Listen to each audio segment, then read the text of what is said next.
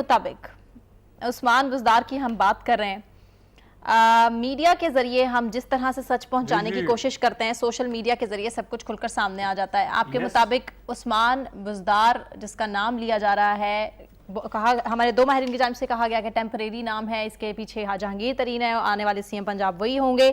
आपके मुताबिक सीएम पंजाब जो कि इलेक्टेड हैं उस्मान बुज़दार, वो आवाम की तवक्कुआत पर पूरा उतर पाएंगे?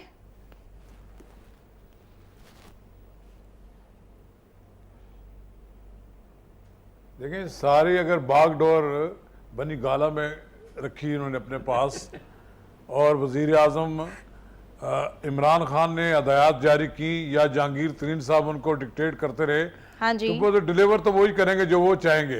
डिलीवर करने के लिए पंजाब के वज़ीर आला के पास पूरी ताकत होनी चाहिए और उसे ताकत का एहसास भी हो कि मैं ये फैसले कर सकता हूँ। जहाँ तक ये कहा गया ना कि ये वो बड़े पसमानदा इलाके के हैं, ये इनके वालिद मोहतरम 3 बार को पंजाब असम्बली के रुकन मुंतखब हो चुके हैं, उसके बाद ये भी मुंतखब हुए हैं, ये मुस्लिम लीग नून के टिकट में भी इलेक्शन लड़ चुके हैं। बात यह है कि जिस तरह ये इनका इंतखाब किया गया है, इनके पीछे तो कोई और लोग हैं, जहां अगर उन्होंने वो लेकर उनके सामने आए हैं, ठीक है डिलीवर करें, लेकिन डिलीवर करने के लिए उनको आज़ादी से काम करने का मौका देना पड़ेगा।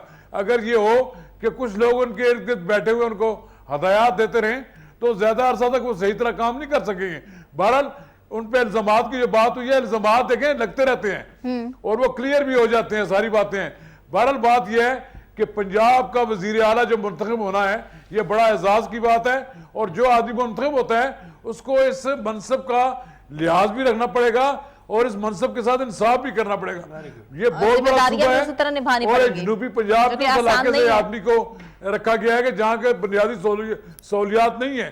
ठीक है नवाज रजा साहब, आपका पॉइंट क्लियर है।